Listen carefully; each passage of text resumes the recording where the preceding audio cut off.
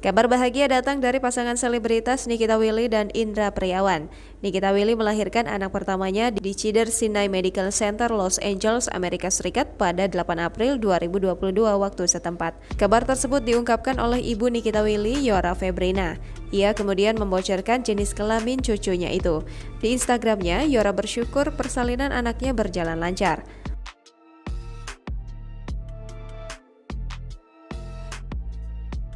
Yora juga mengunggah potret pertama sang cucu. Terlihat Indra Priawan melihat sang buah hati. Meski belum membocorkan nama, namun Nikita Willy dan Indra Priawan sempat memberi bocoran jika sang anak memiliki inisial nama I.